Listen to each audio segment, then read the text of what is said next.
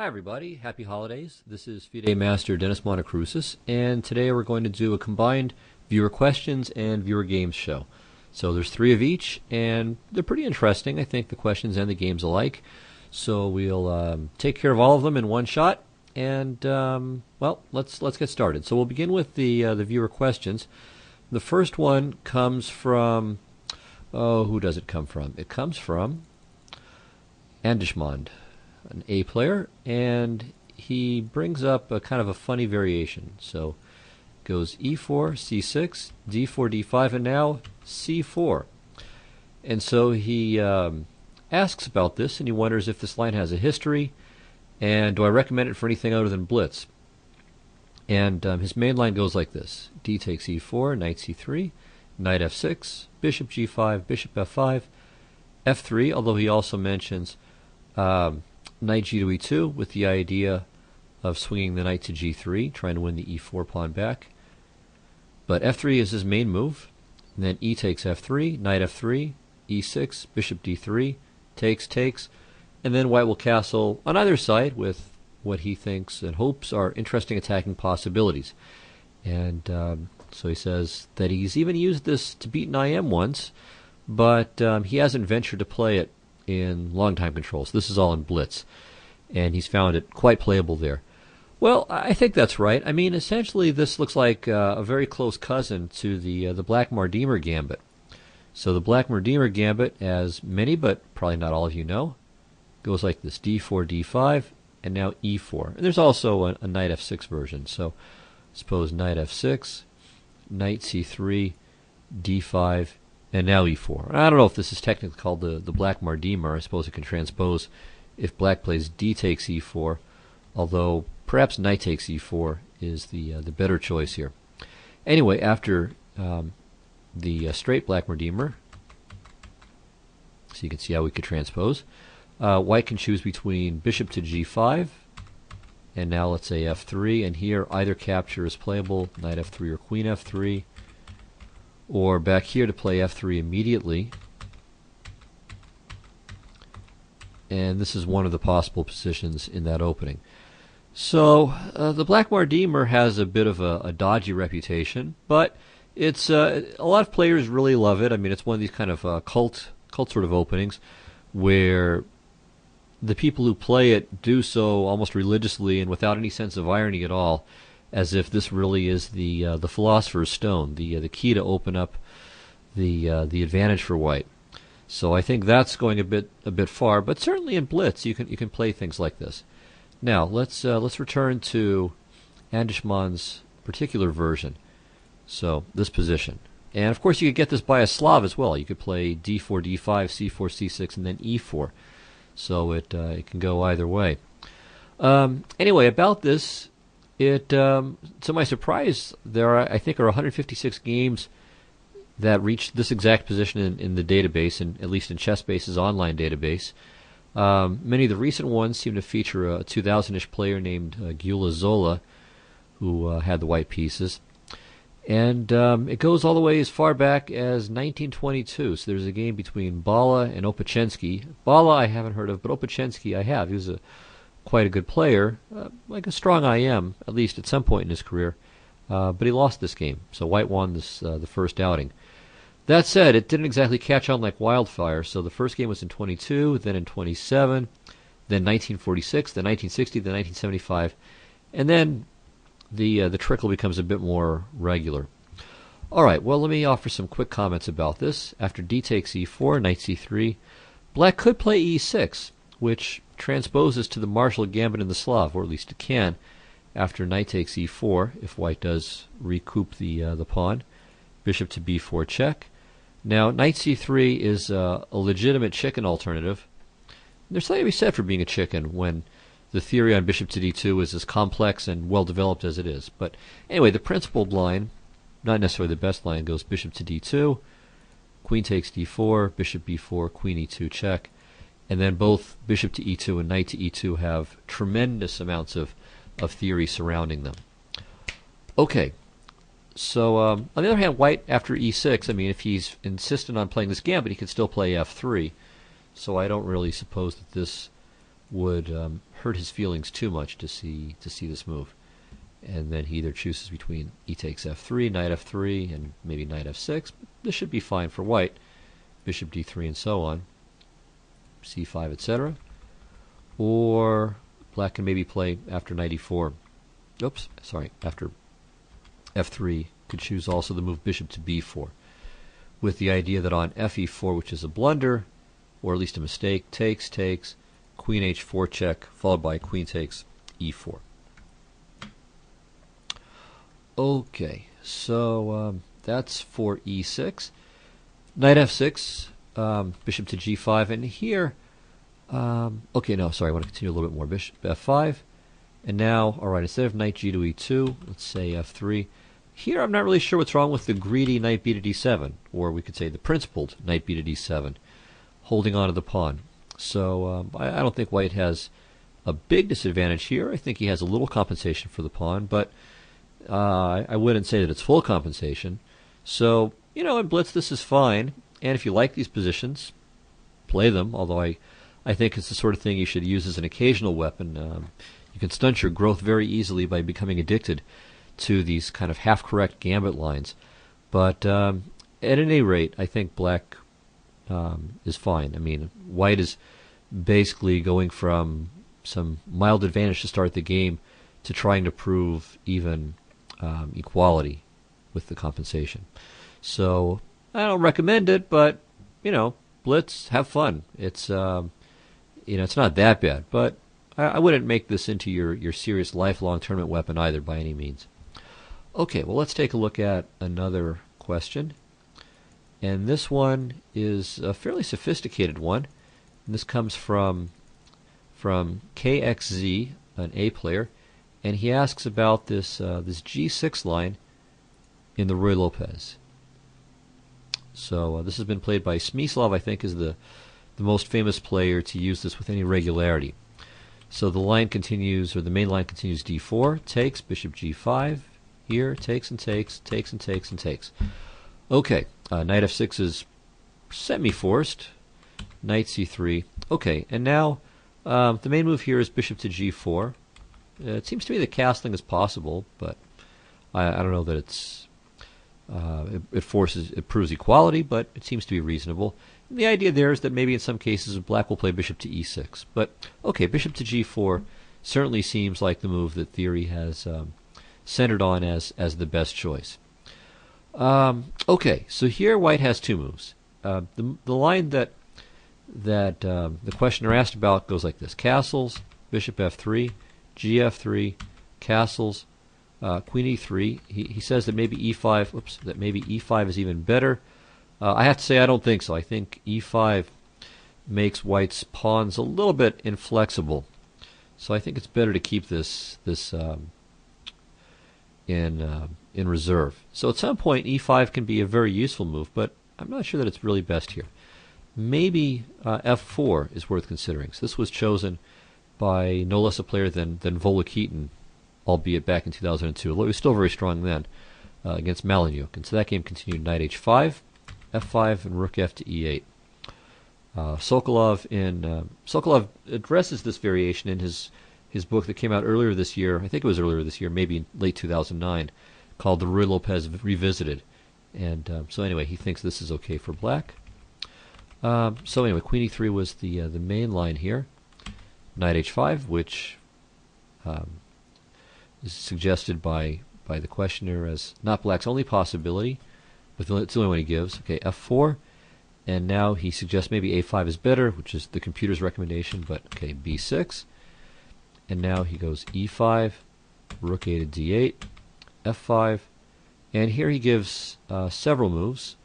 Okay, so he gives rook f to e8, and I think he gives g takes f5, and he gives f6.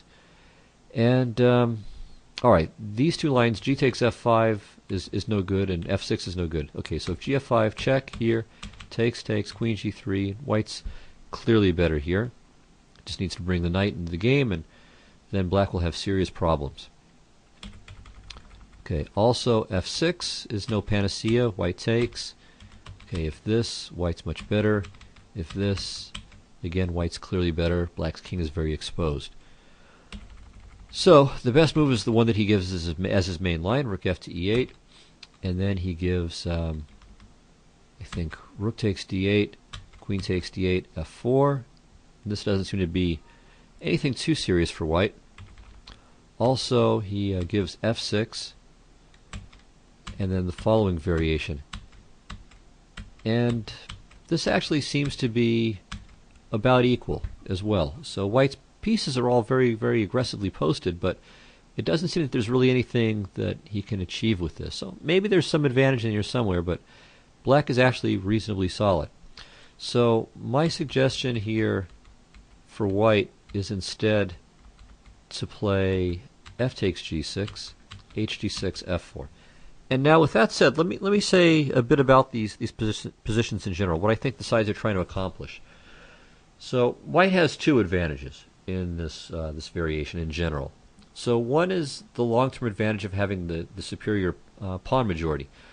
Black has doubled pawns on the queen side, which means that in the normal course of things he'll be unable to force a passed pawn, while white will have the option or the possibility, at least as far as the pawns are concerned, of making a passed pawn on the king side in an endgame.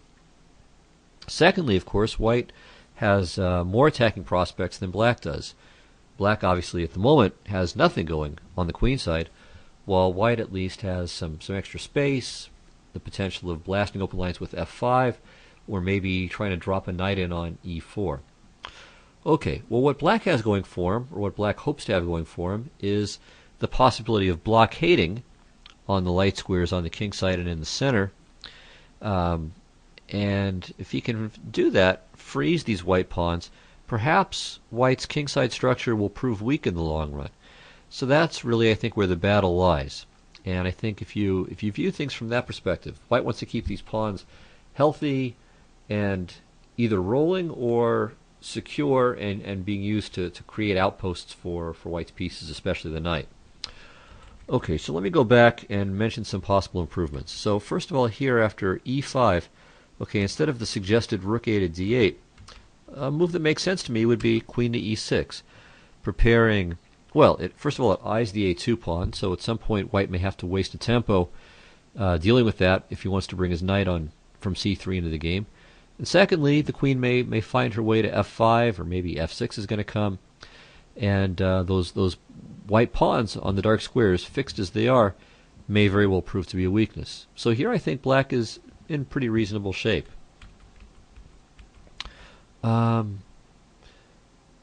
Okay, so that was one point. Secondly, I should note that knight to d2 is an important alternative as well here. Yeah, so this is, I think, the main line given by Sokolov. And he gives a couple of variations. So if black castles now, then h3, rook f to d8, queen e3, bishop e6. And this is what I was saying before as well about castling earlier instead of bishop to g4. So setting up with castling, kingside, bishop to e6, and so on. But the advantage of this move order is that white's knight went back to d2 first. Anyway, castles queenside, b5. And this was a game Sakis against Smyslov from Rostov-on-Don in 1983. Sokolov thinks it favors white a little bit, but the game was eventually drawn. Okay, another possibility is c5. Okay, queen e3, castles queenside, h3, and now the bishop swings to c6. And white probably has some advantage here. So this knight to d2 move is an important one that should also be very seriously considered. And maybe this offers white some small advantage. So, yeah, in general, I mean, I think there's a reason why g6 is not exactly the most popular Ruy Lopez variation on the planet. It seems like it's a very hard line for black to get any serious winning chances. So it's solid, but it looks pretty unenterprising. And I think both because black has some difficulties in the middle game and, again, in the endgame because of that basic pawn structure issue. The same one that arises in the exchange Ruy Lopez and can sometimes arise in the Berlin as well. Okay, so that's what I wanted to say about the g6 variation. And now let me get to the last of the theory questions here.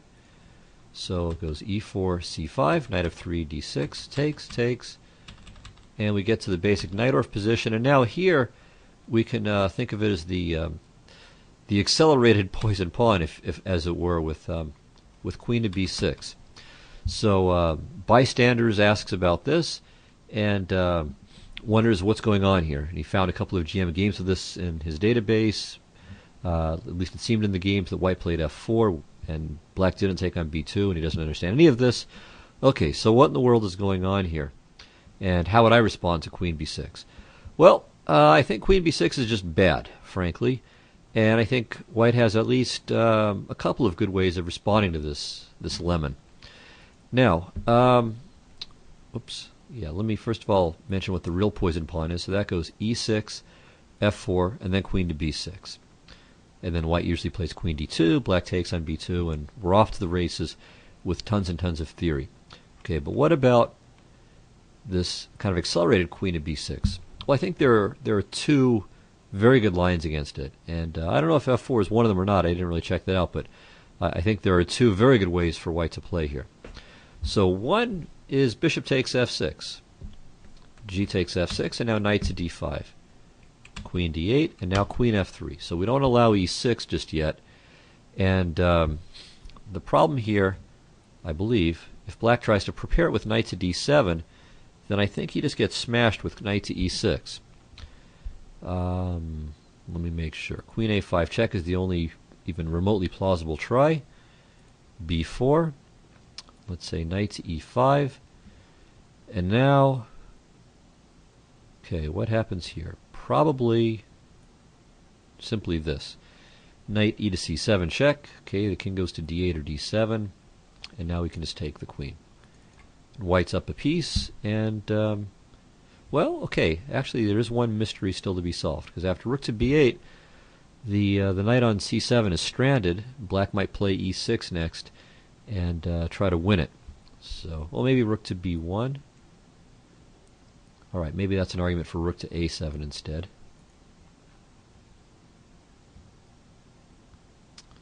All right. Well, black is certainly his position looks kind of stupid, but maybe at least he can regain the piece. But even after e6, white can take on e6 and then take on f6.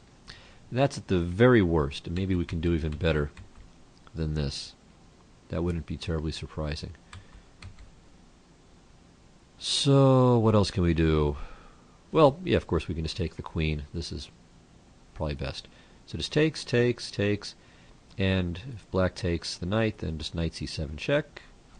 And we take the rook, and the knight even comes out. So it's just a free rook. Very simple. Okay, so no real drama there. Going back to this position after knight to e6, the basic tactical point is that after f takes e6, queen h5 is mate. Of course, there's also knight to e5. So let me think about this one for a moment. So yeah, this time, yeah, actually this is much better for black, because now on knight takes d8, takes, and c7 is covered. So let me think about this one.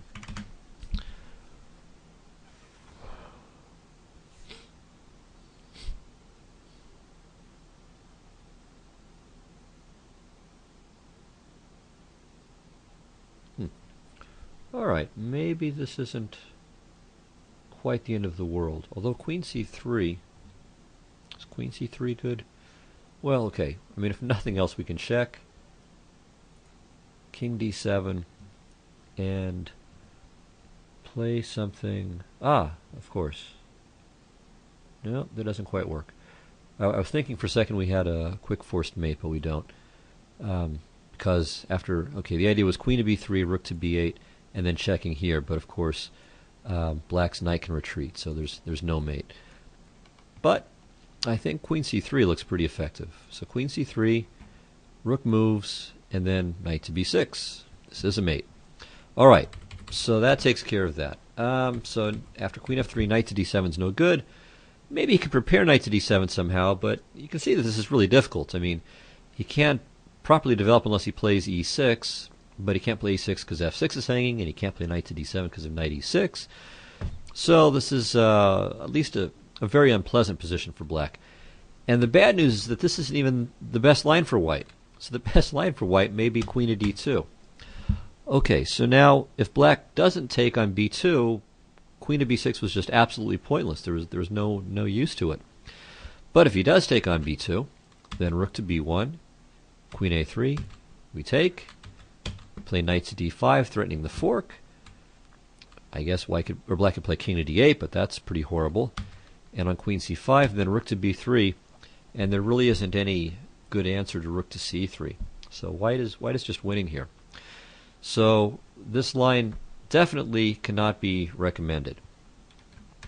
All right, so let's take a look at the viewer games now. So we start with, let me get this. Okay, so here we go. So this is a game submitted by Hiddy, who is a B player. He was black in this game, so let's flip it around.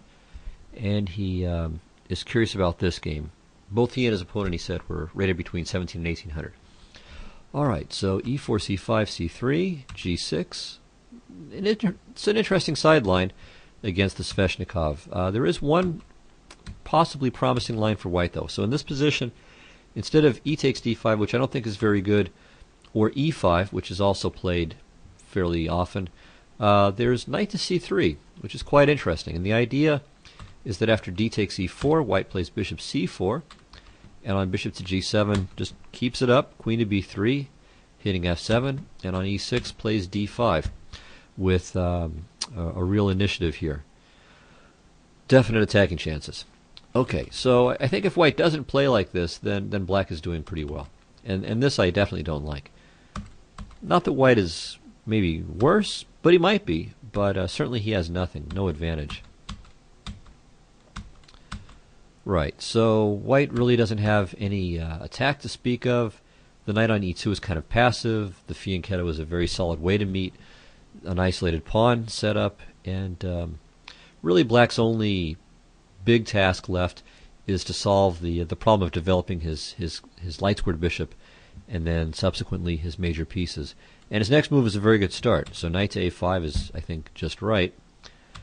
After rook to c1, though, instead of knight b to c4, which is okay, I think it's even better to play knight takes b3. So if a takes b3, then knight to d5, and the knight reaches its ideal square, and then black can fianchetto, for instance, just play b6, bishop b7 with, I think, an edge. Or if white plays queen takes b3, then bishop to e6 is very good. So again, black keeps control over these key squares, d5 and c4, which are the traditional strong points for the side facing an isolated pawn. The rook comes to c8, black moves the queen up, rook f to d8, and so on. And all of black's pieces really are on perfect squares, while white's attack, well, there is no attack. So black should be a little bit better. Okay, so after rook c1, black instead played knight b to c4.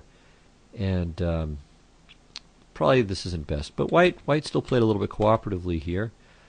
But now I think black should play knight to d6. I think this knight is very useful. White's bishop really isn't that good, this bishop on e3. I mean, it's really constrained by its own pawn, and there's not really very much for it to do on g5 just yet. And the knight on d6, I mean, after knight to d6, if at some point white played bishop to g5, black could play maybe h6 and knight to f5 and easily kick it away. The knight on d6 also protects the pawn on b7, so it gives black freedom to maybe consider bishop to e6 at some point, probably not here. I mean, d5 can be useful for white, but anyway, the point is that the knight is actually pretty good on d6. It serves as a kind of a blockader as well. So I like this better. So knight takes e3 gets rid of a good knight for a not great bishop. It strengthens the d4 pawn. Now the e3 pawn can be a little bit weak too, but white also gets play on the f-file. So I think knight takes e3 really helped white out. Certainly it's not a bad move, as I said, not a full-fledged mistake maybe, but it gives white some play where he really didn't have any before. Okay, well here, again, I think taking care of this queenside development may be a priority. And it looks like white can just hold the balance with a very fancy sequence. So knight to b5, knight f4, and after e5 we have some neat tactics. Rook c7, and then knight to e6. And this looks like it's good enough to draw. No, very, very easy to miss all of this, really. I mean, this is not a simple line by any means. But the moral is, objectively, it's equal, but practically speaking, black is just better, I think. So white still has to prove his play is adequate in this position. Okay, after bishop to h6, white played knight f4. Again, I think b6 is the way to go. But black played e6, which weakens f6, and then taking here really weakens f6. And in fact, this was sort of the point that black felt he had to play f5, and maybe he did. But now, I mean, black has some real strategic problems. I mean, e5 is a weak square, and additionally we have this problem with all of these pawns on light squares here, making the bishop really quite a poor piece. So white definitely has a nice edge at this point. Okay, well here, probably queen of d6 would be the move to play, offering the b pawn, which I think black has some compensation for. So here, the weakness of, let's say, the pawns being all on light squares really isn't such a factor. I mean, white's not putting anything on e5. There's no bishop versus knight anymore.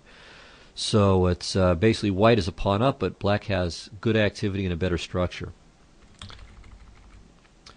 So instead, though, black played queen to d5, which I think is definitely not a good move. And after takes and knight to d3, white has a very definite advantage. So this is a good knight versus a lousy bishop situation. Bishop e6. Okay, here white played rook f to f1, which doesn't make any sense, or doesn't make much sense. Rook f2 is much better, and just double on the c file. Okay, so this, and maybe now knight to c5 would be more sensible, but king f2 is played. And here I think black was cooperative too, so he should play something like b6 or king f7 maybe, but instead he gives up the file. Of course his idea is to swap off all the rooks, but swapping off all the rooks is not good. I mean, even aside from the tactical point that knight f4 wins the pawn, you get a position here by trading off everything where black has no counterplay at all. So unless you're absolutely sure that you can hold this ending, you really shouldn't go into this, because there's no forgiveness. I mean, there's no way at all for black to get counterplay. I mean, either there's a fortress, or black can just resign. I mean, okay, should play it out, but you get the point. I mean, there's no way to sort of catch up. There's no way to create counter threats. White should just arrange all of his pawns, or many of his pawns, on dark squares, and then try to engineer a breakthrough. Okay, well, it turns out even easier because he just wins the pawn for free. And now here black makes a similar mistake. He plays b5, putting still another pawn on a light square. So b6 would be much better. Okay, so b5 takes, bishop e6, and perhaps the idea was that, okay, if knight c3 he has b4, if knight to b4 he has a5. So that all makes sense, but maybe he just missed that there was knight to c7, and that takes care of it. So black played bishop to d7, and now white plays strangely in his turn. He starts putting his own pawns on light squares, starting with b3. Now actually I do recommend putting one pawn on a light square right now by playing e4, but this is to activate the king. This is to break the king into the game and get it to a square like e5. After takes, king e3. Here, okay. I suppose this can be played, but all the same, the white king is extremely active, and the win should be, I think, fairly straightforward here. So instead, b3 was played. And again, I think e4 is the way to go. Alright, instead white played h3, which is somewhat peculiar. Black played h5, which is itself perhaps an inaccuracy. And now white should just play h4. So again, freeze all of these pawns on light squares where they're terrible. And the king should just try to break through now. Even if it involves sacrificing the g-pawn, if the white king gets to e5 or g5, it's almost surely worth it. So, and of course there's also the e4 idea too. So this should be winning, or at least it's much better for white. Okay, instead he played b4, which is okay, but, well, it's okay in one sense, but it's not okay because black took the opportunity to play h4, which is very good, fixing these pawns on light squares. So black gets his own pawn off of a light square and freezes white's pawn on those light squares. So that was definitely a good move. And after g3, g5 was also a good move. Okay, takes. Alright, still black is in trouble, but it's no longer really a clear-cut win. That pawn being on h3 and black's pawn being on h4 rather than on an h5 is definitely a benefit to black. Probably the way to go would be something like this. Knight to d3, okay, put the pawn on a3, put the knight on f4, and now d5 followed by e4 seems to be a good way for white to continue. Maybe there are other ways for black to resist as well, but anyway, this gives a general idea of what white should try for. After e4, it's not even clear anymore that black is winning, or that white is winning, or even better. So black plays very well. He activates his king, and now his king is creeping in here. And again, if you put the white pawn on h4 and black's pawn on h5, it's a trivial matter. But it's not anymore. I mean, if white were to play knight to d2, trying to shut out the black king, well, bishop to d7, and this is quite good for black. I mean, white can play knight f3, takes, and now king c4. And if anyone's better here, it's black, although I would assume it should still be a draw. Okay, so white played king to d3, and now king e6 was a very good move. Knight f2, king f5, and bishop to g2. So very well done by black here. The bishop is beautiful on g2 and can't be evicted either, because the only way it can get evicted is by the knight moving from f2, but if that happens, then the h-pawn is lost. So black is equal here already. a3, a6, knight to d3, which is maybe still being a little bit too hopeful. Black takes. And here black should have played bishop to g4 check. And, okay, white can still draw this.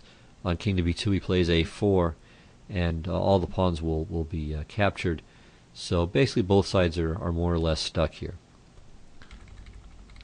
Instead we had an exchange of blunders. Black played king to e6, and now white missed knight to f4 check, which just wins on the spot. Instead played here. And they agree to a draw by repetition here. Okay, so very interesting game. I think the key was, again, the players not really knowing how to arrange their pawns with respect to the bishop. So again, for white, well, both sides really wanted to put their pawns on the square opposite the color of the black bishop. So the reason white wants to do it is so that way his pawns are immune, and to fix black's pawns on the same color square as the bishop, which gives black basically no control over the dark squares. And black wants to do the opposite. He wants to put his pawns on dark squares, so that way, well, they won't be vulnerable. That way they complement his bishop rather than getting in its way. Okay, on to the next game. So this is submitted by Chevelle, who had black against a 2100, player 300 points higher rated than him, and he won the game. So very good job there. He was definitely in trouble, but pulled it out. So let's take a look. It ends up being a Tarrasch by transposition here. Okay, and after bishop to e2, okay, black played a6, which isn't bad. I would prefer either bishop to d6 or bishop to c5 and keep a6 in reserve, but a6 is a move that often happens. Here an interesting idea for white is to trade and play e4, trying to kind of crack things open right away. But white played more conventionally, and we more or less transpose into known variations.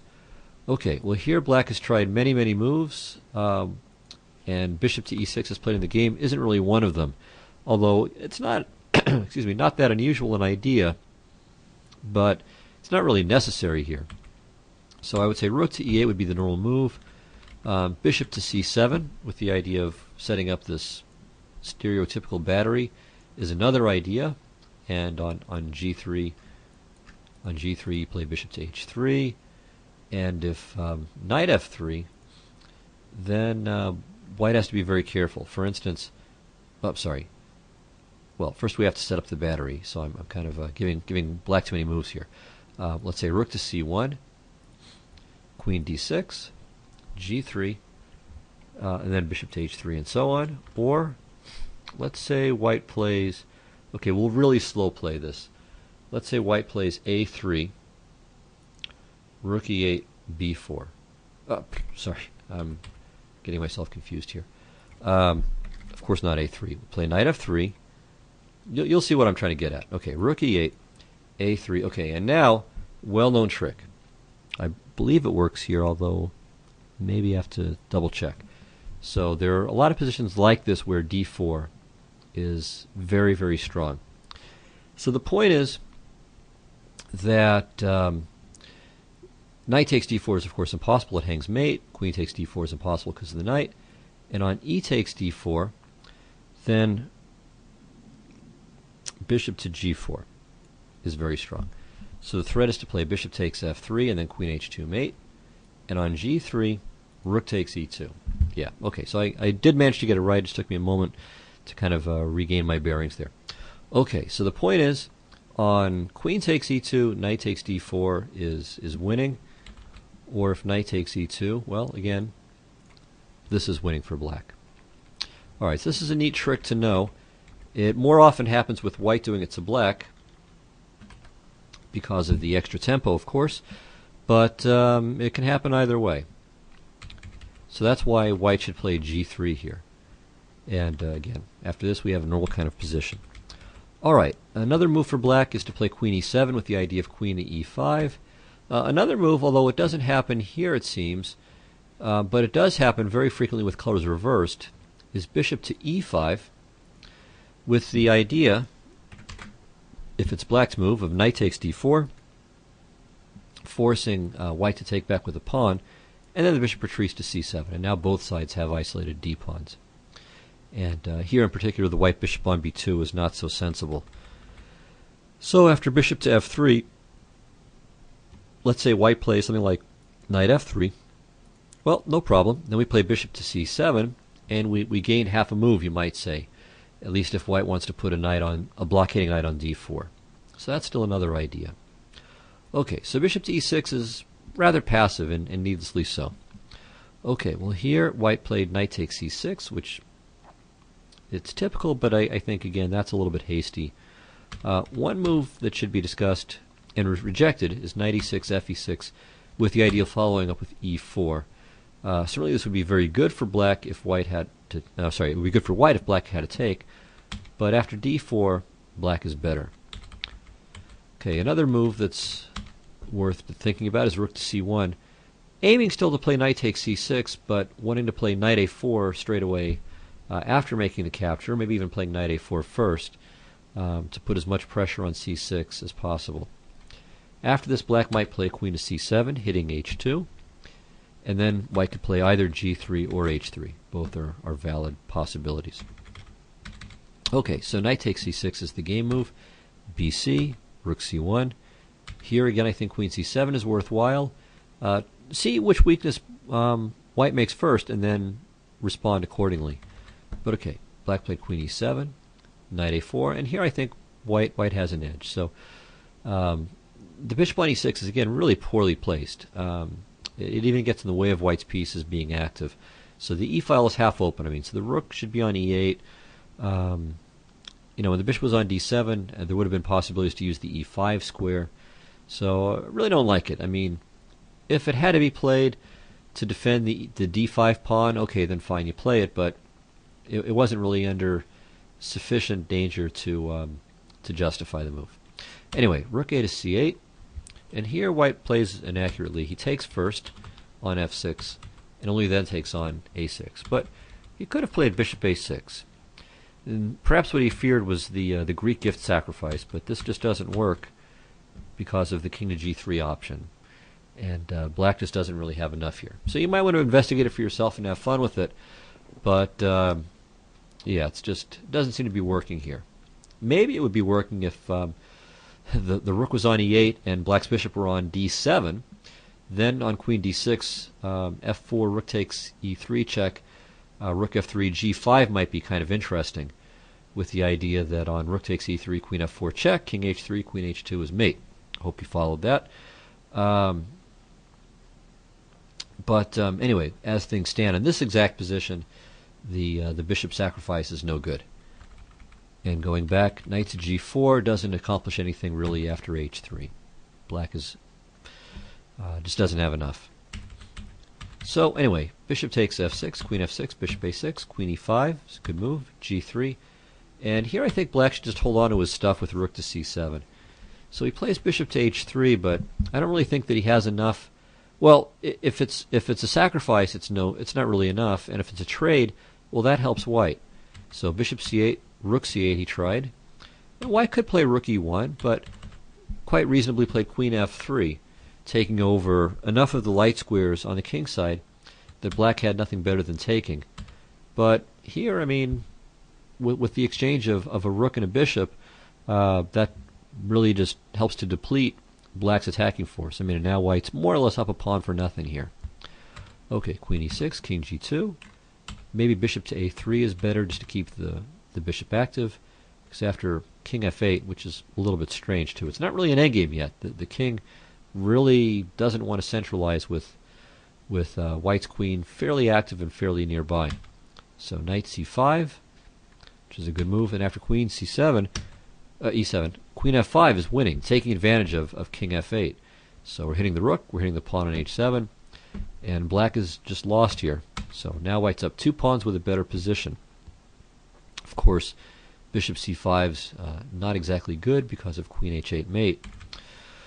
Nevertheless, black managed to win this game. So queen f6, and here white should just play knight to b7, just trade off more stuff, and it's easy. Okay, but he played queen c2, g5, okay, now knight b7, rook to d7, and here white kind of loses his mind a little bit, although he still is okay. But he should just take on d6. I mean, just be up 2 pawns for absolutely nothing. You don't have to win 3 pawns. You don't have to have an attack. Just enjoy your extra pawns and slowly but surely bring them into queen. Alright, so he plays queen c6, takes c6, and now after rook to c7, okay, obviously it's already a bit murkier. He should take the pawn and then take here, and this should be winning still, but it's a lot more work. I mean, okay, it's still 4 pawns for the exchange, and his king is safe enough. I mean, he can play knight to e4 after rook to c2, but still, okay, black is a little bit more alive. But he made a second bad move here. He played queen takes d6, and this means he doesn't win the d5 pawn. So takes, rook c1, and now it's very unclear. Now black is probably okay, because he's very likely going to win the a pawn or the b pawn. So went knight f5, and now here black should have played rook to c2, and probably he's okay. And the idea is that after the a pawn moves, okay, let's say rook to b2, knight to d4, he can play g4 and lock the white king up. So the difference is that here, okay, after g4, white has h3, and after takes, because the rook's not on the second rank, there's no rook takes f2. So white's king can get active, and his material advantage becomes important now. So rook a2, king g2. So the white king gets out. Okay, black is still holding on pretty good here. But now, okay, another mistake from black. So he plays king to d6. So he should just mark time here. Instead, after king to d6, okay, this is where he stopped recording the game. But now king f4 should be winning for white. At least it gives him a very, very serious advantage. Somehow, though, they ended up reaching this position. Let me flip the... okay, no, the board is flipped. So again, let me kind of reorient you. So white is going up here. White's trying to queen. Black's d-pawn is going this way. Let's flip the board again. And the position should be a draw, though. And this guy's coming down as well. So white correctly played b6. Black played d4. And now if white plays g8 queen, it's just a draw. So takes, d3. Both sides queen, and there's no tricks afterwards, so it's just a dead draw. But white played the blunder, b7, worst possible move. Maybe not the worst possible move, but it's tied for it anyway. Rook to b2. And unfortunately, well, actually the funny thing, yeah, I mean, queen's with check. I mean, he takes the pawn with check. So if g8 queen, rook takes b7, king e8, rook check, takes, and d3. And black wins. So he tried g8 knight to be a little clever, but the same thing. Rook takes b7. If the king moves, then rook b8 check, take the knight, queen. White played knight e7, but takes, and the pawn's queening, and white resigned several moves later. The reason why he didn't resign, I guess, right away is black was down to around 5 seconds left at this point, but with time delay. So anyway, very nice save by black. So he hung in there. He was losing, but obviously kept posing problems for his opponent. Managed to get to a drawn position and then even won it. So congratulations. You got to make some instructive mistakes and win the game too, which is always the best of all possible worlds there. Okay, one more game, and then we're done. So this is played between the Chesser and an anonymous player. The Chesser is a Class C player, and had white in this game. And he says, well, he was just curious about this game, and was interested in particular about the sacrifices later on. Okay, so let's take a look. We begin with Queen's Gambit declined, and rather than the Tartikover, black played the kind of old-fashioned orthodox variation, though this has gotten some play lately, especially with Anand and Nakamura both playing the Lasker variation against Topalov. So that goes like this: Rook c1, knight e4, takes, here, takes and takes, knight d7, castles, and now black can choose between b6, followed by c5, bishop to b7, and so on, or e5, so the alternative pawn break. Okay, well in our game though, white played, instead of rook to c1, the move bishop to d3. And usually white tries to wait. There's usually this so-called battle for the tempo where black doesn't want to take here until white's moved the bishop, so that way white has to waste a move. And of course white tries to make as many useful moves as he can before moving the bishop out, hoping that black will be forced to make some concession, in particular taking on c4. Okay, so in the game, bishop to d3. He just gave up without a fight on that point. Now black can play either excuse me, the move in the game, d takes c4, or knight b to d7 first. Let's say this, and now takes, and then either knight to d5 or b5, and then either bishop to b7 or a6, with something a lot like a Moran variation, where black is going to play for c5 at some point in the near future. Okay, so he took, very similar. Okay, now white played bishop to b3. Probably bishop to d3 is a little bit more testing, but all right, bishop to b3 is not awful. Now here, again, I would prefer with black to play either bishop to b7 or knight b to d7, with the aim of bringing both pieces to those squares, and again going for, let's say, a6 and c5, or maybe sometimes b4 and then c5. All right, instead black played a5, which I don't really like all that much. The idea of playing a4 is not really so serious. I mean, it drives the white bishop back to c2, which isn't bad. Playing b4 after that isn't any real problem for white either. It drives the knight to a good square like a4 or e4, whether it's played with or without black playing a4 first. Either way, it's just not a big deal. Okay, so here I think white can play knight to e5. I think this is a good move, trying to take advantage of black's rather laggardly development here. All right, instead white played bishop to c2, which it's not a bad move. I just don't think it's maybe quite as strong. Okay, b4, and now I think white has a couple of good moves here. One is to take and play knight e4, and after bishop to a6, well, this is just not really any big deal. You just take, play knight e5, freezing this knight on b8 for the moment at least, because of well, knight to d7 ideas and knight takes c6 ideas. White can always play bishop to d3 when he's good and ready, and black really doesn't have any threats here. Okay, so this I think is perfectly good for white. Also quite good is just knight a4, and this freezes these queenside pawns, and also prepares knight c5 at some convenient moment. I mean, you can see, white can maybe play rook c1, put the bishop on d3, maybe the bishop goes back to g3, and we'll have this just monster domination of these dark squares. If black plays bishop to a6, well, again, it's no problem, just bishop to d3. White's bishop is not a bad piece. It's not that he wants to swap it, but it's not it's not such a big deal for him to swap it. And now the c file is clear, white's ready to castle, and it's far from evident what exactly black has by way of compensation. And note that c5 isn't really on because of bishop f6. Black will have to take back with the pawn, because if he takes with the bishop, then simply knight c5. Okay, so as I said, either bishop takes f6 or knight a4 I think are both good here. White played knight to e2, which I think is just very needlessly passive. I mean, clearly he's concerned about this bishop to a6 idea, and presumably doesn't want to swap off the bishops, but it's, I think, a big overreaction to that. Okay, black should probably play knight b to d7, but he played bishop to b7.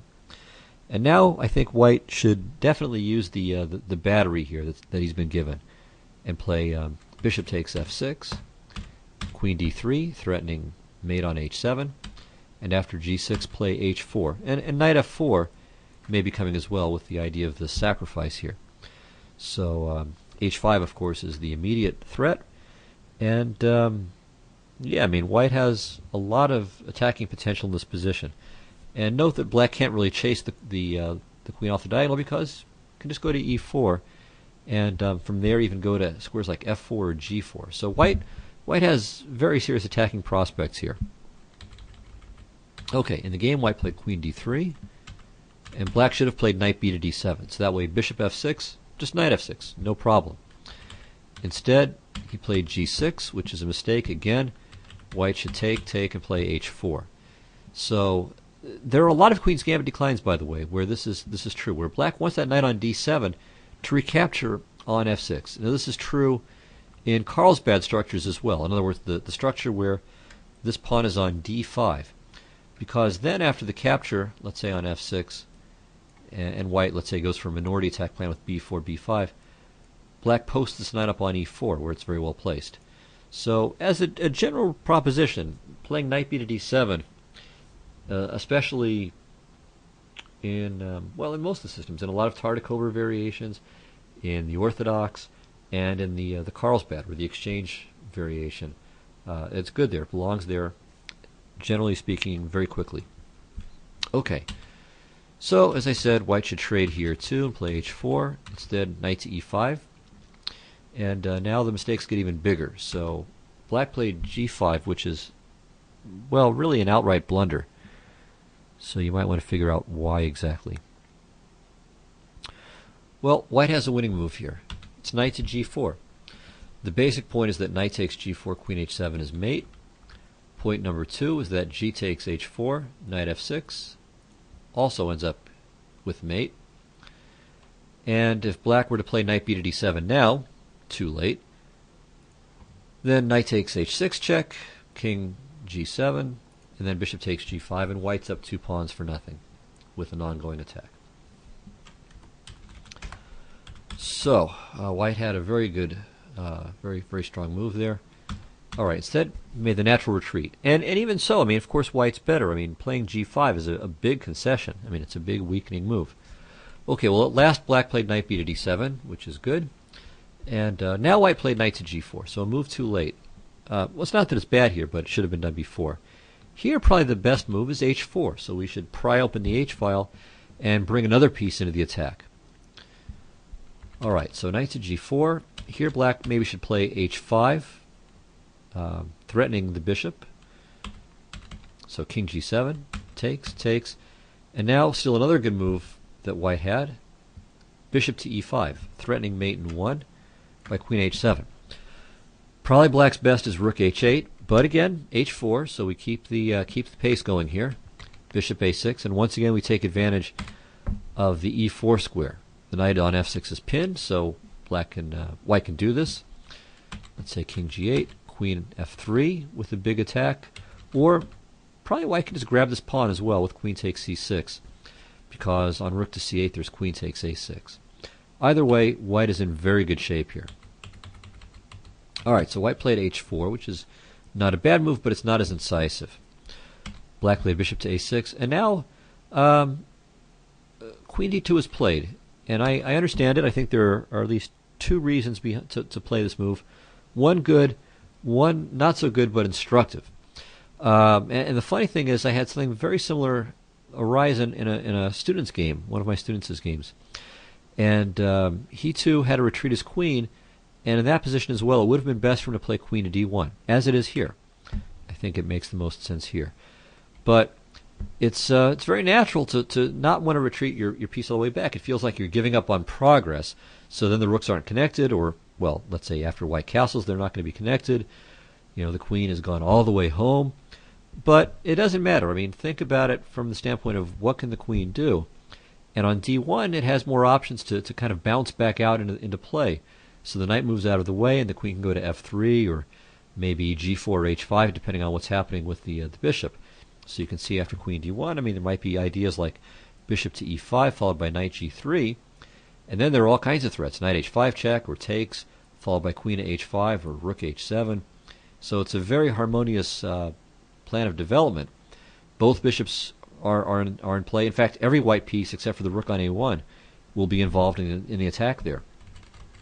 So with queen to d2, it does try to get the queen into the attack by playing e4, but the drawback of this, well, there are a couple of drawbacks. First of all, black can simply stop it here with g4, though he doesn't. And the second drawback is that once you play e4, you're at least for the moment shutting down this bishop on c2. So I think queen d1 for those reasons would have been the better move. Okay, as I said, black should play g4 here, but instead played c5, hoping to open the center up, but it's a little bit slow. Takes, takes. Again, I think bishop to e5 is best, with the idea of rook h7 check, and then maybe e4. But okay, played e4. Knight g4 is a good move. Here maybe castles is best, but okay, white played f3, and now black missed a nice little trick. Rather than retreating the knight, he should take, with the idea that on f takes g4, he has d3, regaining the piece, killing the bishop on c2, and opening the center. And now it's a very, very murky position, and it looks like black should be okay. So white got a bit of a break with knight h6 instead, and now d5 is quite strong. And this leads to some nice power chess here. So takes, check. Okay, if f6, queen g5 is a crusher. So king h7, but now e takes d5 check, and now d6. And the point of this is that if bishop f6, now the rook no longer protects the f pawn, and this just annihilates black. If he goes to g7, again queen takes g5 check. If he goes back to g8, rook takes h6. So bishop takes e2, king e2, and again, where does the bishop go? Either he loses it or he goes to f6, but now takes, okay, queen d5 check, and queen takes e5. And white's up a piece and a pawn, threatening mate on h8, threatening bishop e6. It's over. Alright, so white missed this idea of d5, played king f2, which makes sense in its own right. I mean, it connects the rooks, prepares this some rook takes h6 and then rook h1 possibilities. Okay, here black should play f6. So protecting the g5 pawn and covering the a1 h8 diagonal as well, and also perhaps making a flight square for his king at some point. Alright, instead he played f5, which is really asking for it, and he really gets it. So takes, bishop e5 check, king g6, and now white played g4, which is certainly okay, but he missed a chance to cover himself with glory here. So a very pretty win starts with knight to f4 check. Okay, if the king goes to h7, well, this is no good. Takes, rook h1 is mate. So g takes f4, and now we take this guy. Now queen f4, and white just has too many pieces operating in the attack. If king g6, then probably both rook to h1 and queen g4 check are good. Probably rook h1 is simplest there. But also even g4 might be good. And if bishop to g5, well, check here, and again, queen g4. So maybe transposes to the same thing. The threat is queen h5 mate. And if king f7, then takes. And now we switch diagonals here and go this way. And you can see that black is just getting annihilated from every direction here. This is mate. So that would have been a really great way to finish the game. But certainly g4, while it's not as smashing, is more than good enough, and it's a good move in its own right. Okay, black played c takes d4, which is a bit cooperative, and now takes. Okay, maybe g takes f5 is even better, cutting the king off, but this is still good enough. And here too, the fancy knight f4 check is perhaps the nicest and most effective way to win. Okay, now if king to d5, this is mate, and if he goes back, then he's cut off. So can't go to c6 because the rook, c7 is cut off by the bishop, and retreat along the diagonal is impossible, of course, because of the queen. So he's got to go back in here, and now queen g6 check, and then he has a choice of this rather prosaic mate here, or the more elegant mate like this.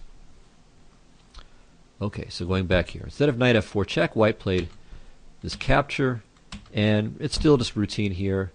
There's some perhaps better moves along the way, maybe rook h6, cutting the king off from retreating, or just knight takes d4, knight c6 check. But bishop takes d4 is perfectly good. I mean, material is even, but black's king is horrifically exposed, so the outcome isn't really in any doubt. Okay, bishop c5. Again, I think rook h6 is the most accurate way. Don't let the king escape. I mean, this is a very important principle of attacks, that you want to cut off the exits. So when you don't want to necessarily chase the king with a bunch of checks to safety, you want to make sure that he can't escape. So often it's worth taking a move or two to seal off the exits when you can, and assure that the prey can't escape. Okay, well in the game, white played knight to g3 check, and after king g6, there's only one winning move at this point, but one is enough. Queen c2 check. And checkmate. So a fun game, a lot of really nice lines in this, and I think certainly well played, especially for the rating by white in the game. So well played, I think, and white, I think, built up the attack in the right way. So even if there were some better ways to execute it, certainly white's general approach was absolutely on the right track. So nice game, and I think a nice bunch of questions and other games as well. So thank you very much, and I will see you next week. Take care. Bye-bye.